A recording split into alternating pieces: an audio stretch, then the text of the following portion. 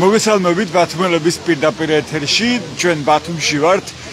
ისევ საკონსტიტუციო სასამართლოსთან აჭარის მთავრობის ადმინისტრაციული შენობის წინ, სადაც უკვე 92 საღამოა იმართება საპროტესტო აქცია, მოქალაქეები ისევ შეიკრიბნენ აქ, რომ გამოხატონ პროტესტი პირველ რიგში რეჟიმის პატიმრების გამო და ითხოვენ ისინი კატეგორიულად ისევ რეჟიმის ტყვეების გათავისუფლებას, მათ შორის თემურ ქათამაძის გათავისუფლებას ბათუმის საპროტესტო აქციის მედროშის, რომელიც შიმშილობს უკვე 38 დღეა, თქვენ ახლა ხედავთ ერთ-ერთი აქციის მონაწილეს ტრანსპარენტით ხელში თავისუფლება თემურ ქათამაძეს, ასევე ითხოვენ მზია ამაღლობელის გათავისუფლება ჟურნალისტის პირველი ქალი პოლიტიკური პარტნიორის, რომელიც პირველი ქალი პოლიტიკური პარტნიორია საქართველოში საბჭოთა კავშირის დაშლის შემდეგ. დღეს მთელი დღეა ძლიერად თოვს ბათუმში, აი ახლაც წამოვიდა ისევ ინტენსიური თოვა ბათუმში, ასევე ქარი, თუმცა ამის მიუხედავად მოქალაქეები მაინც რჩებიან საპროტესტო აქციაზე და ჩანს არის მკაფიოდ მოქალაქეების შემართება და სიმტკიცე, რომ ისინი არაპირებენ ამ წინააღმდეგობის გაჩერებას, პირიქით ისინი საუბრობენ იმაზე, რომ ეს წინააღმდეგობა უნდა გაძლიერდეს და აუცილებლად უნდა დაახევინონ უკან ივანიშვილის სახით რუსეთს ამ ქვეყანაში, რომელს არ გამოუვიდეს ამ ქვეყნის ხელში ჩაგდება, რომ ეხლა ჩვენ საქმე გვაქვს ამ ქვეყნის ყოფნა არ ყოფნასთან, ეს ბრძოლაა ზუსტად ეს და ამიტომაც აქ შეკრებილი მოქალაქეები, ისე როგორც სხვა მუნიციპალიტეტებში თვლიან, რომ ეხლა გაჩერების და დანებების დრო არ არის. ეხლა სამახსოვრო ფოტოს იღებენ საპროტესტო აქციის მონაწილეები ბათუმში, აჭარის მთავრობის ადმინისტრაციული შენობის წინ, ისე როგორც აქ შეკრება იქცა ტრადიციად უკვე 88 საღამოა, უკვე მეორე დღეა იღებენ ასევე სამახსოვრო ფოტოს აჭარის მთავრობის ადმინისტრაციული შენობის წინ ბათუმის საპროტესტო აქციის მონაწილეები. სწორედ აქ აჭარის მთავრობის ადმინისტრაციული შენობის წინ და საკონსტიტუციო სასამართლოსთან იკრიბებიან მოქალაქეები უკვე 88 დღეა. არც რამდენიც არ გზნობია ახლა ეს ჩვენს პირდაპირ ეთერში, მაგრამ ძლიერი ქარია ბათუმში, ასევე თოვა გრძელდება, მაგრამ მოქალაქეები მაინც რჩებიან საპროტესტო აქციაზე უცვლელი მოთხოვნებით ხელახლა არჩევნების ჩატარება და პირველ რიგში რეჟიმის ტყვეების გათავისუფლება, პოლიტიკური პატიმრების გათავისუფლება. თქვენ გესმით ახლა აქციის მონაწილეები შეძახილები ცეცხლი ოლიგარქიას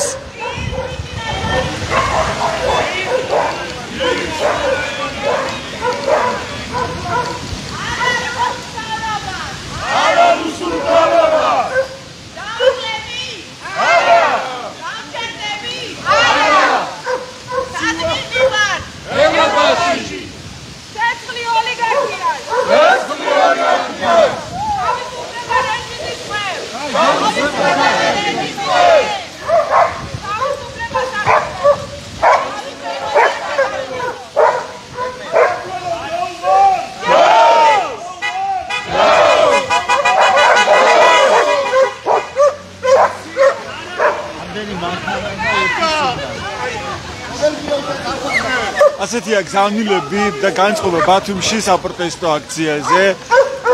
ამ აქციის 92 საღამოა დღეს, როცა უწყლოდ რეჟიმში მოქალაქეები იკრიბებიან ამ საპროტესტო აქციაზე. მოდი გავისაუბროთ ნინა კაკულიას. მოგესალმებით ნინა. თქვენ ხართ თემურ ქათამაძის ახლო მეგობარი, თემურ ქათამაძე ბათუმის საპროტესტო აქციების მედროშე და მუჰაჯირების შთამომავალი უკვე შიმშილობს 38 დღეა. რა შეგიძლიათ გითხრათ მის შესახებ? რა ინფორმაციაა ბოლო მონაცემი როგორია მისი ჯანმრთელობის მდგომარეობა?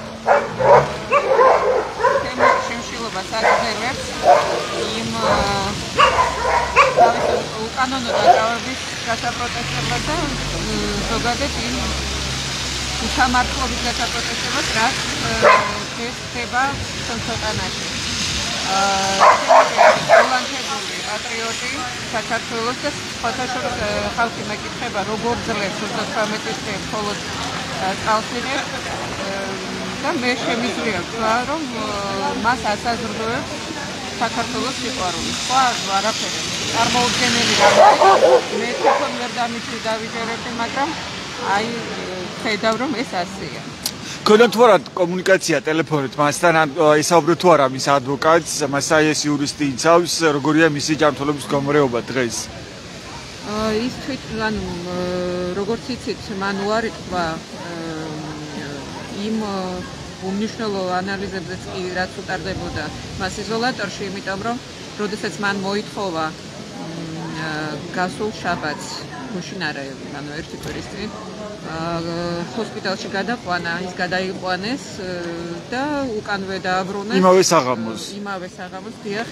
ანუ ფაქტობრივად იმაზე თუ არ იუწყეს, რომ ჰოსპიტალში ექიმების მეთვალყურეობის ქვეშ დაეტოვებინათ და ამის გასაპროტესტებლად საერთოდ უარი თქვა იმ ანალიზებზეც კი, რომელიც უტარდებოდა. ამიტომ მხოლოდ ანუ ადამიანს რომელიც უკვე შიმშილობდა 30 დღე და გადაიყვანეს კლინიკაში, ექიმმა თქვეს, რომ მისი კლინიკაში დატოვების საჭიროება არ არისო. და ამას აპროტესტებს სწორედ თემურ ქათამაძე. ნამდვილად იყო, რა თქმა უნდა, და საჭიროება ექიმების ყურადღება, იმიტომ რომ ზოგადად ხო წარმოგიდგენიათ 30 დღე რო იყოთ მხოლოდ წყალზე. და ის დღეს უკვე არის 38 დღე. ანუ მხოლოდ მისივე სიტყვებს შეგვიძლია დავეყნოთ, ის ამბობს, რომ კარგად გახსოვთ არის გუშინი კომისარი შესული ბატონია ტელევიზიანიზე, მასეც იგივე უთხრა. ბათუმის საკრებულოს წევრი, ხო? თავის ადვოკატსაც იგივე ეუბნება. ერთადერთი რითიც გვამშვიდებს იმას ამბობს, რომ თავს არ მოვიკლავ. როდესაც ვიგრძნობ, რომ ვერ ვუძლებ შიმშილობას, შევწყვეტო. ჯერჯერობით ვაგრძელებო. დიახ, ეს მისი სიტყვები. მეც ვერაფერს გეტყვით. რა თქმა უნდა, ძალიან ღელა მის მდგომარეობაზე, მაგრამ მე ვერაფერს ვიზამ, რომ ეს გააზრება, ეს მისი გადაწყვეტილება და ვერავინ ვერ შეძლებს გადააფიქრებინოს, სანამ თვითონ არ გადაწყვეტს, არ შეძლებს შეგრძნებას. დიდი მადლობა, ეს ნინა კაკულია იყო და ის გვესაუბრებოდა თემურ ქათამაძის შესახებ, ქართველი მუჰაჯირების შთამომავალზე, რომელიც ბათუმის საპროტესტო აქციების მედროშე კაცად იქცა, მას ყოლა ასე იძახის ამ საპროტესტო აქციაზე, რადგანაც ყოლა აქციაზე ჩნდებოდა დროშით ხელში. ის არის თურქეთის მოქალაქე, თუმცა ბოლო რამდენიმე წელია პრინციპულად ითხოვს ის, რომ მას მიანიჭონ საქართველოს მოქალაქეობა, თუმცა პირიქით მას მოქალაქეობა არ მიანიჭეს, დააკავეს და ახლა მის გაძევებას ცდილობს ქართული ოცნება. ის არის მიგრაციის დეპარტამენტის დროებითი განთავსების ცენტრში მოთავსებული 3 თვის ვადით, როცა გაიმართოს მისი სასამართლო პროცესი და სასამართლომ გადაწყვეტოს მისი გაძევების საკითხი, რადგანაც მას არ აქვს საქართველოს მოქალაქეობა. ის ასევე ითხოვს ჰუმანიტარულ სტატუსს ქვეყანაში, ტოლმილი სტატუსს, თუმცა მას ამაზე უარი უთხრა შინაგან საქმეთა სამინისტრომ. ეს გაჭყոտილება ასევე გაასაჩურა თემურ ქათამაძემ სასამართლოში, თუმცა უცნობია როდის გაიმართება სასამართლოს ხდომა, მათ შორის ამ საკითხთან დაკავშირებით. მადლობა კაპიტანო ნინამ. გრძელდება ბათუმში საპროტესტო აქცია. ეს 92 საღამოა, როცა მოქალაქეები ისევ დგანან ქუჩაში, ისევ საკონსტიტუციო სასამართლოს წინ და ძალიან მკაფიოდ ჩანს შემართება და მოქალაქეების სიმტკიცე, რომ ისინი არ აპირებენ ამ ბრძოლის შეწყვეტას. მოდი გავესაუბროთ აქციის კიდევ სხვა მონაწილეებს. აქ ძალიან დიდი წყლის გუბურებია. დავიცებ, რომ გადავიდე ტროტუარზე.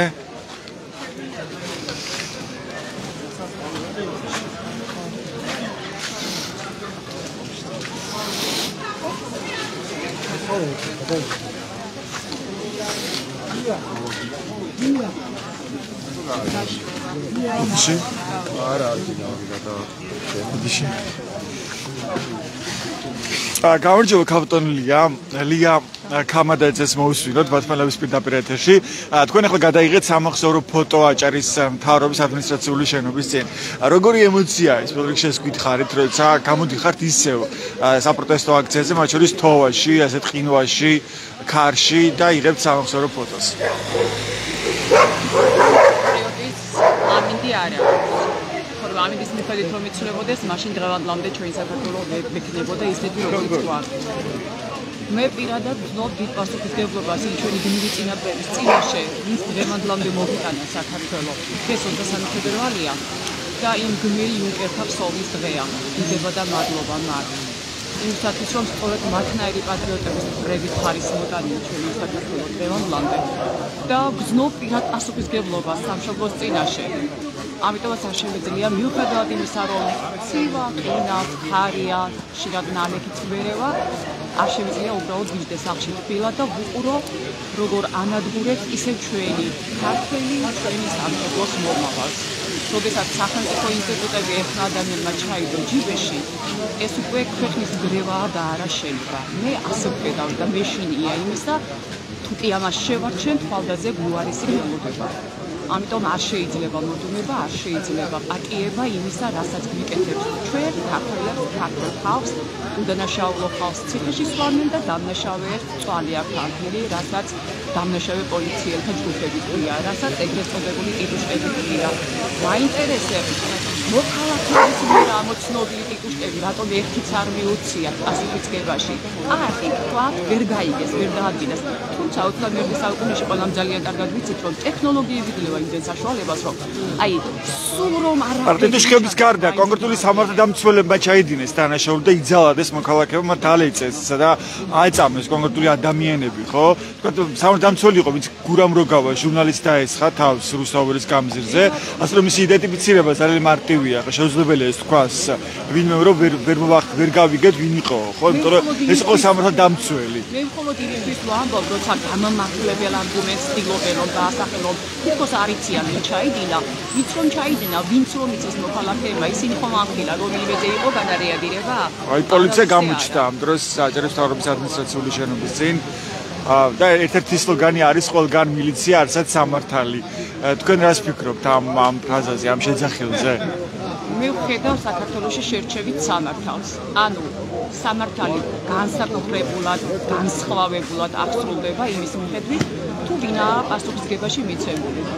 თუ ხელისუფალი დააშავებს მას ყველაფერი ეპატიება, ალბათ რა ვიცი, კაცის რომ მოკლას სახლში გაუშვებენ, თავზე გადაუსვამენ ხელს და თუ რიგითი მოქალაქე გადაცდება, მას უმაღლესი კანონის მუხლით დასჯიან და მაგრამ ზიამაღლობელი საქმე რასაც თქვენ ჟურნალისტის საქმე, რომელიც პატიმრობაშია. იმას რომ საქართველოში ებრძვიან მართალსიტყვას, უნდა გააჩუმონ ყველა ის ადამიანი, ვისაც რეალურად შეუძლია დანახვა ინფორმაცია. გოდიში ლარა ქარცევაძე სტუდენტმა შესძახა ამ შემთხვევაში პოლიციელებს ცეცხლი ოლიგარქიას. დიახ, გოდიში. სხვათა შორის მე ვთვლი, რომ ჩვენს მხარეს ამ შემთხვევაში ქართველი ხალხის მხარეს სიმართლეა, სამშობლოს სიყვარულია და არა ფული, როგორც მათ მხარეს ვხედავთ. თქვენც ფიქრობთ, რომ ზიამაღლობელი არის უკანონო პატიმრობაში და ეს თქვენთვის სასახად დასანახია? ზიამაღლობელს, როდესაც ომციელზე სილის გაწმენდის ფაქტობრივად სისხლის სამართლის მუხლით აღწერეს საქმე, აქვე მინდა გავიხსენო, როდესაც გოჩა ვანაძეს 2020 წელში ვიღაც დამნაშავეებმა პლაბისციტის პირას რომ მიიყვანეს, მაშინდელი დამნაშავეები 3000 ლარად რო გაუშვეს გირაოთი, გასილა დააწნა ამასთან ამ ზიას გაწმული სილა აქვს და 5-დან 7 წლამდე პატიმრობის საფუძველი. მითხარით თუ არ არის ეს შერჩევითი სამართალი თუ არა არის? ზუსტად ეს არის შერჩევითი სამართალი და ესაც კეთილი. გლოვაკი შერჩევითია საქართველოში. როგორ შეიძლება ის საბრალო ბავშვები, უცოდველი ადამიანები თვის დაუდევრობა შეეწირა და მეორე დღეს თბილისში ანუ გულისხმობთ ოცნების დასახლებაში მომხდარ ტრაგედიას, ხო, რომლის გამოც პასუხისმგებლობა არავის არ აუღია? ბავშვების ცხედრები გასვენებულიც კი არ იყო, იუმორინა შედგა თბილისში და აქვე ჩემს პირად დამოწილებასაც გეტყვით. სამშაბათს ხონდა დაგეგმილი სკოლაში ღონისძიება, ჩემი ხატია სამშობლო აკაკის გარდაცვალებიდან 100 წლისთან დაკავშირებით და არ ჩამატარებინეს იმის გამო, რომ ეს კვირა გლოვაო და გადავდოთო. მე რა თქმა უნდა აღნიშნე იქვე ფაქტი, რომ კი, მაგრამ გლოვა შერჩევით როგორ შეიძლება იყოს, როცა იუმორინა მართლა საღლიცინო ღონისძიება ჩატარდა და ჩემი ხატია სამშობლო მთლიანად თავიდან ბოლომდე პატრიოტულ მოტივით აგებული. თქვენ ხართ სკოლაში მასწავლებელი შუახევის, რომელიც სოფელია თქვენ რო გამოგცემთ? შუახევის სკოლაში.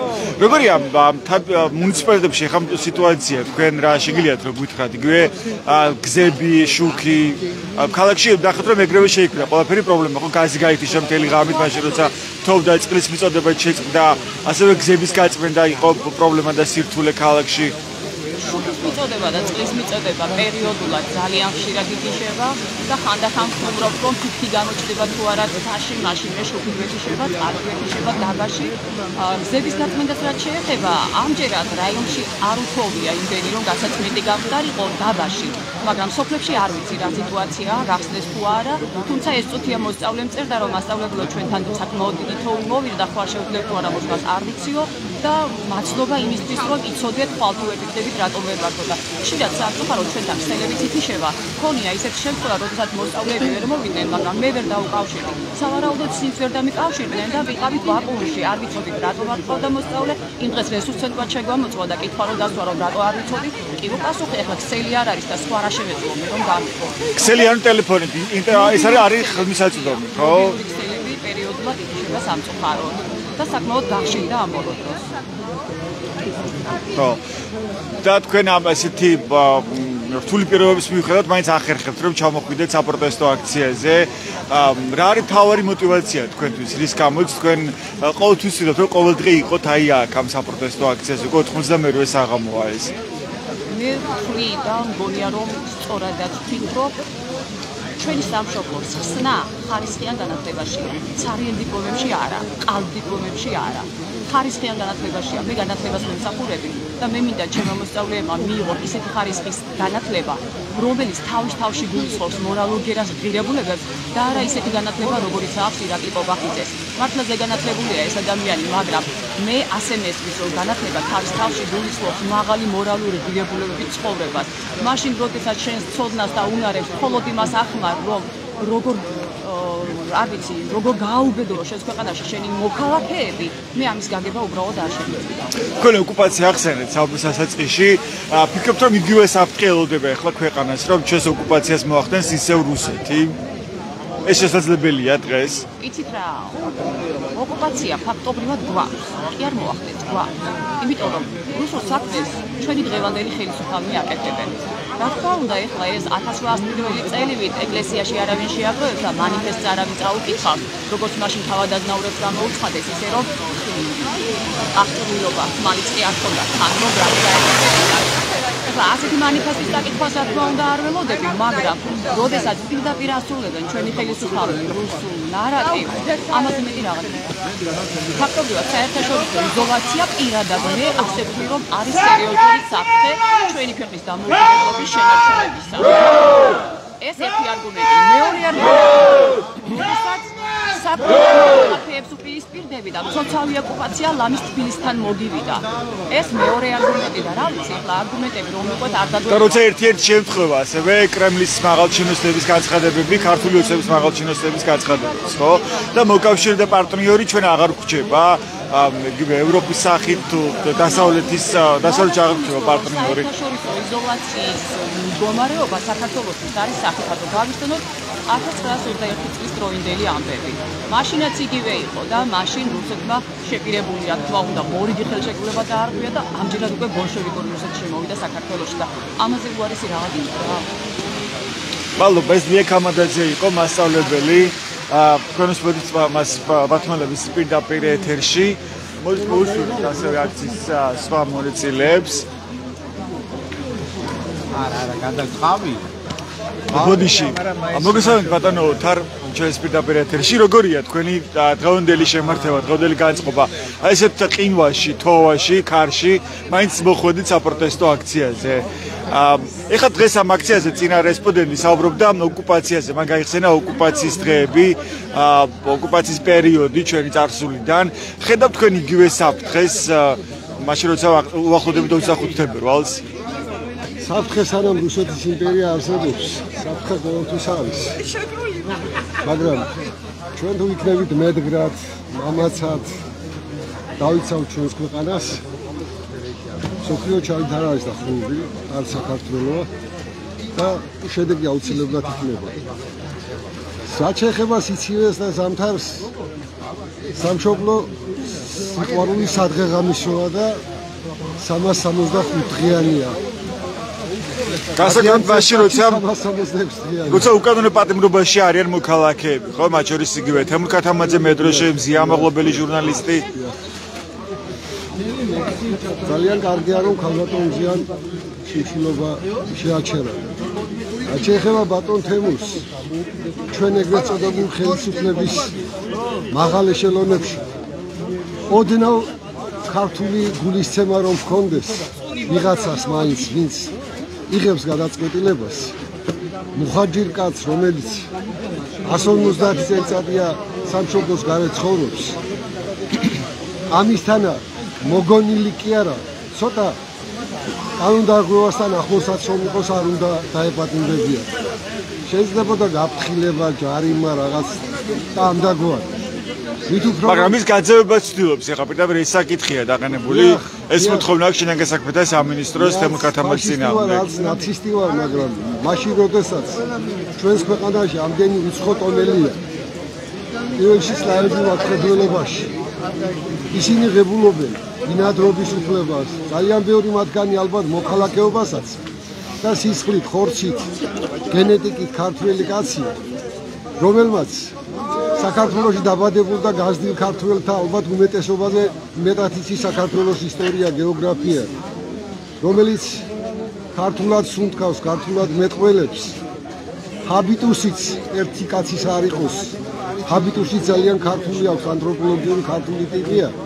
არ უნდა იყოს პატიმრობაში, ძალიან გულდასაწყვეტია ეს ამბავი და თუ აქვს იმის საშუალება და ესმის, მე მიცნობს ბატონი თემური და მე ვთხოვდი, იმიტომ რომ ამ ჩვენს პოლიტიკურ ისტაბლიშმენტში არ არის გული, რაღაც ემპათიის გზნობა. ის მხოლოდ კი იბრძვის ძალიან მომაცად, მაგრამ თავის ჯანმრთელობასაც უნდა გაუფრთხილდეს და ჯანმრთელობას უკვე აშკარად იზიანებს. ეს არ არის ის მონაკვეთი შიმშილობისა, რომელიც შეიძლება ჯანმრთელობისთვის კარგი იყოს. ახლა უკვე ის ფიზიკურად ისედაც სუსტი აღნაგობის კაცი იყო და მისი ცხიმოვანი ფაქტიურად მასალა არაფერი აღარ არის დარჩენილი ორგანიზმში და ახლა უკვე მისი კუნთები იწყებს მე არ მიგანლევას. გოძო 18 დღეა შიმშილობს თემურ ქათამაძე. ძალიან და ამბობს რომ არ შეეგუება უსამართლობას და იბრძოლებს ვიდრე შეუძლია უსამართლობის წინააღმდეგ. მისი ბრძოლა უკვე საკვარისია. მაგრამ რა მექანიზმები რჩება ახლა მოქალაქეების ხელში რომ ჩვენ დავიცვათ თავი უსამართლობის პირისპირ, ხო? იგივე მზიამაყობელი სარჩელი არც კი განიხილა, დაუშვებლად მიიჩნია, როგორც ბათუმის საქალაქო სასამართლოში მოსამართლე ლევან ყოლბაიამ, ასე მოსამართლე დერადოლიძემ ქუთაისის აპარატ სასამართლოში. ძალიან დასარევია, აი ჩვენი მოძრაობის ლოზუნგია რომ ყველგან ძალოვნები, ყველგან პოლიცია და არსად სამართალი, თორემ სამართალი რომ იყოს ჟურნალისტი, თან ქალბატონი ამდენ ხანს შიმშილა და სამართალი არსად თან ძალიან პირდაპირ და მკაფიოდ ჩანს მათ შორის უზენაესი სასამართლოს პრაქტიკით და წინა გადაწყვეტილებებით რომ ის არის უკანონო პატიმრობაში. რასაკვირველია, თორემ მოდლევ რაღაც ხელმოსაკიდი რომ ყოფილიყო, აქამდე ალბათ მიუჯდიდნენ და მორჩებოდა ეს ამბავი, მაგრამ ეხლა სავარაუდოდ სავაჭრო თემად იტოვებენ ასეთ ცოტა მძიმე ამბებს, იმიტომ რომ იგივე ქალბატონი მზია არ არის მცირეწონიანი, მე ფიზიკურ წონას არ ვულისხმობ და ამიტომ რაღაცა შეიძლება გამოივაჭრონ ამით რომ აი ჩვენ გავალთავისუფლდეთ ამის სანაცვლოდ და ასე შემდეგ. ძალიან დიდ პატივს პირადად ვისწრებ ქალბატონ მზიას, მაგრამ ვინც არ უნდა იყოს ჩემი დაც რომ იყოს, ჩემ წინს ვერაფერს ვერ მივაჭრებ სამშობლო ხაზზე და არც ქალბატონ მზიას ექნება იმის სურვილი რომ ისეთ ვინმე ივაჭროს და აკადოს ასეთი რაღაც. მე მაინც დარწმუნებული ვარ რომ მიუხედავად ამ უკანონობისა, უსამართლობისა და ასე შემდეგ გამოიდარებს საქართველოში. მე რა გაძლევთ თქვენ ამის იმედს რომ გამოიდარებს გულის რომ პოლიტიკურ გამოდარებას თქვენ ამას გულისხმობთ? ის მაძლევს რომ მე 90-იანი წლებიდან მოყოლებული ცოცხალი მემატიანე ვარ, თუ შეიძლება ასე ითქვას, რაც პოლიტიკური პროცესები იყო ყოველთვის მე აქტიური მოქალაქე ვიყავი და თვითმხილველი ვარ 9 აპრილიდან მოყოლებული, რომლის მონაწილეც გახდი ყველა მოვლენებისა და ასეთი ხანგრძლივობის, ასეთი მედგარი ბრძოლა ჯერ საქართველოში არ ყოფილა. ეხლა ზუსტადაც რომ სიმბოლურია იმის გახსენება, თოვდა ოლაუ ნადიგაძემ რომ დაწერა, სულ რაღაც 2 დღე გვაშორებს იმ აუბეთი დღისგან. მაგრამ მე 25 თებერვალს, ხო? დიახ, 25 თებერვალიან მხედველობაში მე მინდა მწამდეს, რომ რუსეთი ამას ვეღარ გაიმეორებს. პირიქით მე იმის იმედიც მაქვს, რომ რუსეთი დასუსტდება. ეხლა რომ ასე ძალიან მას უნდა ცეცხლის შეჩერება უკრაინაში, იმიტომ კი არა რომ უკრაინელები ენანებენ მას, იმიტომ რომ რესურსები ეწურება ცოცხალი ძალა მათ შორის უფრო მეტად და საყოველთაო მობილიზაციის გამოცხადება არ სურს, იმიტომ რომ ეს შიგნით ქვეყანაში შეიძლება გამოიწვიოს მათთვის ცუდი პროცესები. ამიტომ ის ცდილობს რომ რაღაც კოზირები უჭირავს ხელში, მე მხედველობაში მაქვს აპრობილი ტერიტორიები, მაგრამ მე დარწმუნებული ვარ, რომ უკრაინა შეიძლება მისცემს ფერად მეტალებს, ძვირფას მეტალებს ვიღაცას რაღაცის ხარჯზე, მაგრამ უკრაინა კაპიტულაციას არ გამოაცხადებს. მე ჩემი მხარდაჭერა უნდა გამოუცხადო პრეზიდენტ ზელენსკის, რომელიც ვაჟკაცურად დგას და ზოგჯერ შანტაჟის ემიტებს. დღეს თქვა შეხოთაშორის რომ აი ნატოს გამო შემიძლია გავიცვალოთ ჩემი პრეზიდენტობაო, ხო? როგორც ცნობილია, მას მოუწოდებს იგივე ამერიკის შეერთებული შტატები, რომ ჩაატაროს საპრეზიდენტო არჩევნები და საუბარია ზელენსკის ჩანაცვლებაზე. და ზელენსკიმ ესეთი რამ თქვა დღევანდელ პრესკონფერენციაზე, მე შემიძლია გავიცვალო ნატოში, ან თუ კი მივიღებ ნატოს ამ შემთხვევაში მე შემიძლია დავთვალო პრეზიდენტის პოსტი. მაგი ძალიან კარგი იქნება თუ მაგას გააკეთებენ და არჩევნების ჩატარებას რაც შეეხება არანაირად არ შეიძლება ისეთ ქვეყანაში, რომელსაც მოსახლეობის დაახლოებით 20% ტერიტორიების ოკუპირებულია, რომლის მოსახლეობის 1/13 შეიძლება ცოტა უხეში ციფრი იყოს, არის ქვეყნის საზღვრებს გარეთ, როდესაც ხალხი არის ჯარში, ვის უნდა ჩაუტარო არჩევნები. ის შესაძლო კანდიდატების ხომ პრეზიდენტობის კანდიდატები არ არიან მომხრე რომ არჩევნები ჩატარდეს და პირიქით ქალბატონმა ტიმოშენკომ და კიდევ სხვებმა გამოუცხადეს ნდობა და მხარდაჭერა პრეზიდენტ ზელენსკის და არ მიმაჩნიდნენ მართებულად და თუ უკრაინას ნატოში მიიღებენ შეიძლება არჩევნების გარეშეც დატოვოს პრეზიდენტ ზელენსკის თანამდებობა და ჩატარდეს შემდეგ არჩევნები და კი ბატონო ასეთი იქნება და მეტნაკნასო ჩვენ შევიდეთ ნატოში და უკრაინა შევიდეს და ზელენსკიდან მთელი ევროპა მე ველი ევროპისგან ცოტა უფრო მეტად გააქტიურებას, იმიტომ რომ დაინახეს რომ ნატო არ არის ცალსახად ევროპის გარანტი. ყოველ შემთხვევაში ახლანდელი სოფლიო ტრამპის ბოლო განცხადებებს გულისხმობ, ხო? ტრამპის განცხადებების შემდეგ მოასწავებს იქითკენ, რომ ევროპამ საკუთარი თავდაცვის უნარიანობა უნდა გააძლიეროს და არ უნდა იყოს ცალსახად დამოკიდებული ამერიკის შეერთებულ შტატებზე. თუმცა მე ბატონ ტრამპს მთლიანად არ ვამტყუნებ იმ გაგებით, რომ აქამდე თითქმის 70%-ზე მეც ნატოს დაფინანსებისას ერთი ქვეყანა იღებდა ამერიკის შეერთებული შტატები და ევროპის კონტინენტზე არის საკმაოდ ისეთი ქვეყნები ძლიერი ეკონომიკით და ყველა შეუძლია გაიგოს და როცა პროპორციები დაცული იქნება, ისეთი ტონითაც ვეღარ დაელაპარაკებიან კონტინენტის გაღმიდან ევროპელებს. მადლობა. ეს ბატონი ოთარ ცეცხლაძე იყო, პროფესორი ბათუმის სახელმწიფო უნივერსიტეტიდან, ასოცირებული პროფესორი, კი ბატონო. მოდი მოусმინოთ ასევე აქციის სხვა მონაწილეებს. ბოდიში ბატონო გოჩა. უნდა გაგესაუბროთ. 98 დღეა, როცა იმართება ეს საპროტესტო აქციები, მათ შორის ბათუმში უწყვეტ რეჟიმში. რა ფაქტორები სჭირდება თქვენი აზრით ახლა წინააღმდეგობას, რომ ეს პროცესი დასრულდეს მოქალაქეების დემოკრატიის სასარგებლოდ ამ ქვეყანაში, თქვა პოლიტიკოსების უფრო მეტად გააქტიურება და ჩართულობა ამ პროცესში, კონკრეტული სტრატეგია, რაღაც კონკრეტული ფორმა პროტესტის, რომელიც უნდა გააქტიურდეს. როგორ ხედავთ თქვენ ამ პროცესის განვითარებას? მოკლედ პროცესმა აჩვენა ის, რომ რეალურად ხელისუფლება განახილვას არ აპირებს, ყველანაირი მეთოდებით ცდილობენ, რომ აი ძირითადი წინააღმდეგობა რაც იყოს რაც ჩაახშონ, ჩვენ ხედავთ ათასობით დაჯარიმებულ მოქალაქეს, რომელიც წლების განმავლობაში უკვე უწყვეტად მონაწილეობენ საპროტესტო მანიფესტაციებში.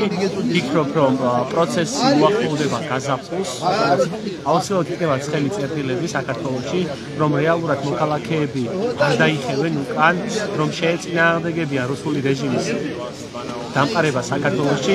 მე არ მგონია, რომ რომელიმე მოქალაქე, რომელიმე ნორმალური ჩამოყალიბებული მოქალაქე მოთხოვდეს და უარი თქვას ევროკავშირზე, ევროპულ განვითარებაზე, საქართველოს სოციალურ-ეკონომიკურ განვითარებაზე. ჩვენ ვხედავთ, თუ რა მდგომარეობაშია ხალხი, ოჯახების უდიდესი ნაწილი, მათი წევრები გარბიან უცხოეთში, განსაკუთრებით ევროპაში სამუშაოდ და ქართული ოცნების შეთავაზებული ფორმულა, რომ ღირსებით ევროპისკენ არ მუშაობს, რეალურად არ აღირსებით ევროპისკენ, არამედ გულისად წაგვიყვანეს რუსეთისკენ.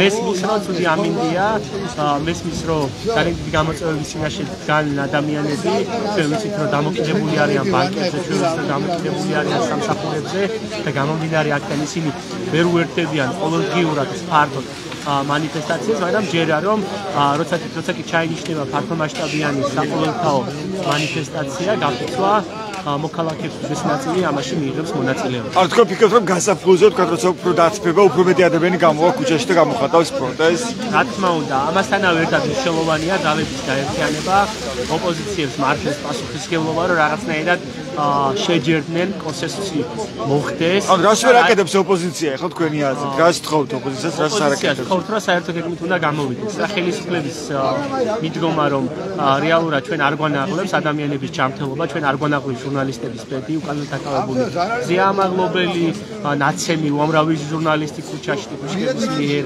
დაკავებული თემურ ქათამაძე, ზვია ცეცხლაძე, ანრი კაკაბაძე და უამრავი მოქალაქე თბილისში მათი ბედი ხელისუფლებას არ ანაღლებს, მზად არის რომ სიკვდილისმისაც კი გაწიროს, მზად არის იმისთვის რომ ასობით ახალგაზრდა 5000 ლარი დააჯაროს მხოლოდ იმის გამო რომ თავის კონსტიტუციურ უფლებით სარგებლობს, ოპოზიციას მართებს სხვა ნაბიჯებისთვის კონკრეტული გეგმა მოიფიქროს, რა თქმა უნდა სამოქალაქო აქტივისტების უშუალოდ ჩართულობით. ჩვენ ვხედავთ პირდაპირ დემოკრატიის ნიშნებს, რომ ადამიანები, ორგანიზმები და ეს ადამიანები არ გახავთ ხელზე ჩამოსახველი ადამიანები, ასობით ადამიანი ქუჩაში გამოდის, მსჯელობს, არის ჯგუფები, მე მათ შორის ერთ-ერთი ჯგუფი არის მოძრაობა სოციალურ-დემოკრატიისთვის, არის სხვა ჯგუფებიც, რომ ჯგუფები ცდილობენ ორგანიზებულ წინააღმდეგობის გაწევას ავტორიტარიზმის წინააღმდეგ, დიქტატურის წინააღმდეგ და მე ვფიქრობ, გაზაფხულზე უკვე უნდა ველოდოთ კულმინაციას. ხელისუფლება ცდილობს გაზაფხულამდე რაღაცნაირად მოქალაქეები გადახოს.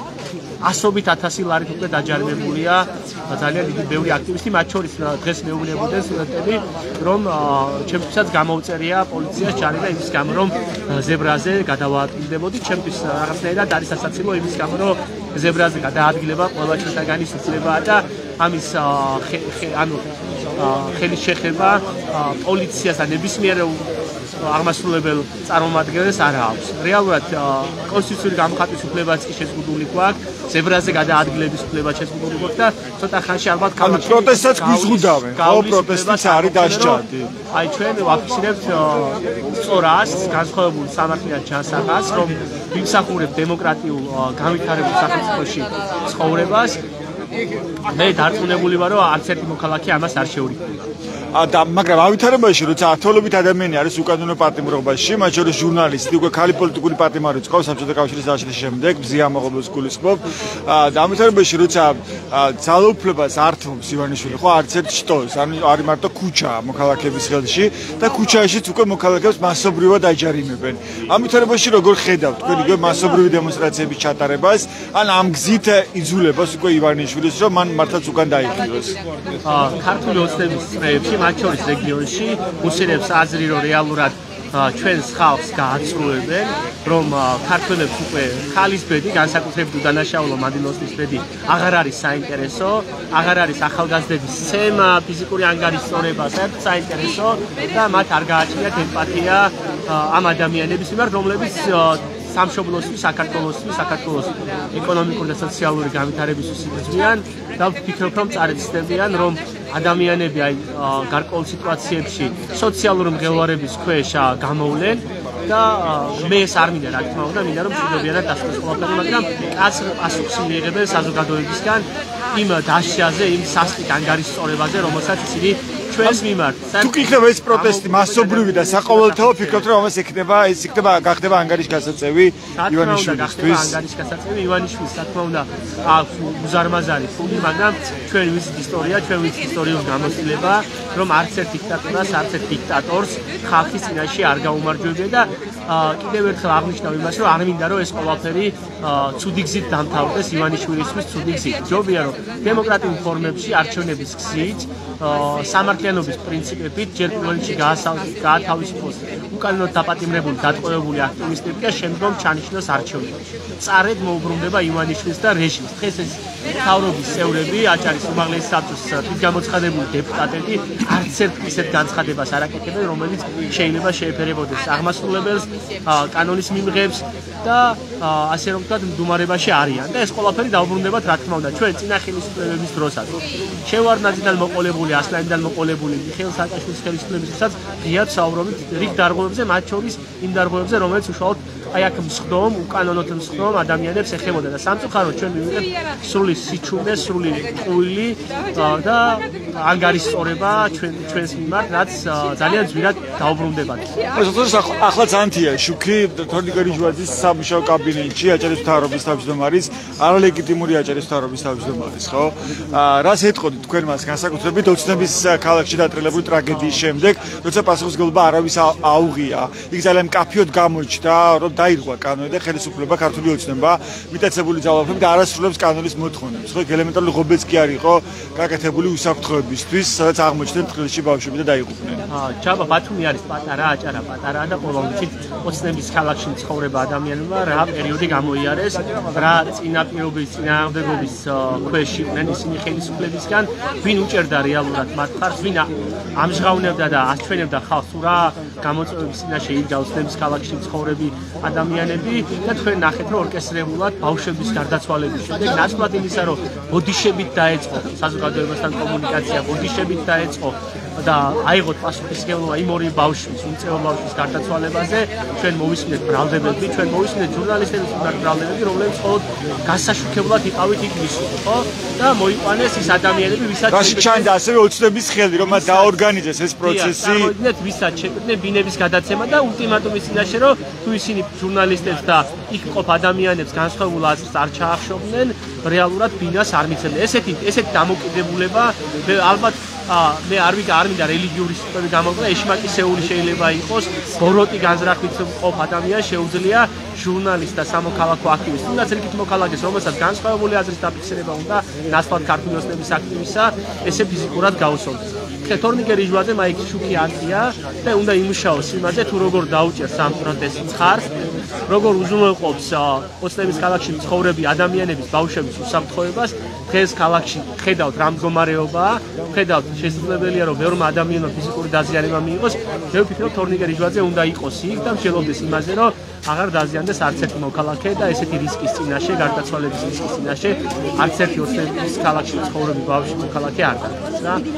მე ვფიქრობ რომ თორნიკე რიჟვაძე ახლა დღეს იქ ზის თავის თბილ სკამში და ფიქრობს იმაზე, თუ როგორ დაგვსაჯოს ჩვენს ნაცვლად იმისა, რაც რეალურად ხალხს აწევს. შეასრულოს კანონის მოთხოვნები და ისიც არის ის მთავრობის აზრი. ამათ ის კანონი აღარ არსებობს. კანონებს რომელსაც ისინი იღებენ, ეს არის სადამშრალო კანონმდებლობა და ეს არის პროპაგანდისტული კანონმდებლობა, რომელიც ხელისუფლების უზურპაციას, ძალაუფლების გამყარებას უცხოს მხოლოდ ხელს. მე ვფიქრობ კანონზე მეტად უფრო სამართლიანობის და სინდისის კარნახი თუ ის შემორჩათ, უნდა იხელმძღვანელობა უარი თქვა სადამშრალო საქმიანობაზე. მათ შორის ბათუმში, ბათუმი არ დანებდება, ბათუმა იცის თავისი პროტესტის გამოხატვის ფორმები, თქვენ ხედავთ, რომ მიუხედავად ყინვასა და ცუდ ამინდებში ადამიანები მოვდივართ და ავანგარდი არის აქ და ბრძოლას აგრძელებს. ჩვენ ბოლომდე მივიყვანთ ამ ბრძოლას და ეს ბრძოლა დამთავრდება გამარჯვებით, ხალხის გამარჯვებით. მადლობა, ეს გორჩა სურგულაძე იყო ამ საპროტესტო აქციების ერთ-ერთი აქტიური მონაწილე. თქვენ მას უსმენთ ახლა ბათუმელების პირდაპირ ეთერში.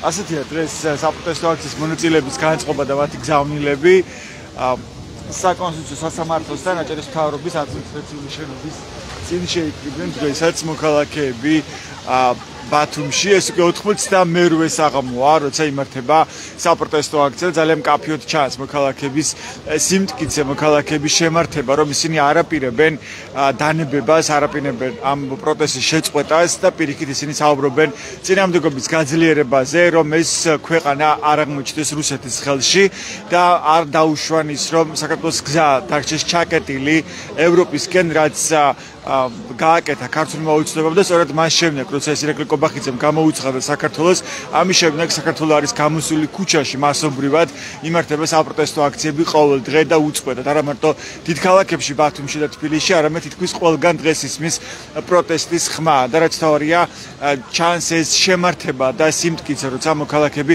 ასეთ რთულ ამინდში, ყინვაში და თოვაში თუ ქარშიც კი გამოდიან, კონკრეტულ წვიმაში იკრიბებიან საპროტესტო აქციაზე და იმართება ამ ადგილას საპროტესტო აქცია, მათ შორის ბათუმში. ამ საპროტესტო აქციების უცვლელი მოთხოვნაა ხელახლა არჩევნების ჩატარება ქვეყანაში, რომ არ დაუშვან ძალაუფლების მიტაცება ამ ქვეყანაში, რასაც ახლა ცდილობს ქართული ოცნება, როცა ის არღავს ქვეყნის მთავარ კანონს, კონსტიტუციას და მას აქვს ლეგიტიმაციის პრობლემა, როგორც ქვეყნის შიგნით, ასევე ქვეყნის გარეთ, თუმცა მას შემდეგ რაც გადავიდა კიდევ უფრო აქტიურად ქართული ოცნება რეპრესიულ მეთოდებზე, გაამკაცრა კანონები და დააკავა კონკრეტული ადამიანები, ამ საპროტესტო აქციების უმთავრესი მოთხოვნა გახდა პირველ რიგში რეჟიმის ტყვეების გათავისუფლება, მათ შორის მზია ამაღლობელის, რომელიც ჟურნალისტია და პირველი ქალი პოლიტიკური პატიმარი საბჭოთა კავშირის დაშლის შემდეგ, ასევე ყველაზე ხშირად ბათუმის აქციებზე ახსენებენ სწორედ მზია ამაღლობელს, ასევე ზვიად ცეცხლაძეს, სტუდენტს, კიდევ ერთ სტუდენტს ანრი კაკაბაძეს და ბათუმის მედროშეს თემურ ქათამაძეს, რომელიც ბათუმის საპროტესტო აქციების ერთგვარი სიმბოლოა. ის ყველა აქციაზე ჩნდებოდა ქართული დროშით ხელში, საქართველოს დროშით ხელში. ის არის მუჰაჯირების თავმავალი, ცხოვრობს და თურქეთში, არის თურქეთის მოქალაქე, თუმცა ბოლო რამდენიმე წელია ის არის ბათუმში და ითხოვს საქართველოს მოქალაქეობას. ის დააკავეს ადმინისტრაციული წესით, ხოლო შემდეგ მისი ქვეყნიდან გაძევება გადაწყვიტა შინაგან საქმეთა სამინისტრომ. თემურ ქათამაძე პროტესტის ნიშნად შინაგან საქმეთა სამინისტროს მიგრაციის დეპარტამენტის დროებითი განთავსების ცენტრში უკვე 38 დღეა სიმშილობს. ასეთ იყო 38 პროტესტის დღე ბათუმში. ეს ჩვენს ვებგვერდებს ბათუმელები ჯიდან, ენგაზე დიჯი რომ მიიღოთ განახლებული და სანდო ინფორმაცია, მადლობა ყურადღებისთვის, დროებით.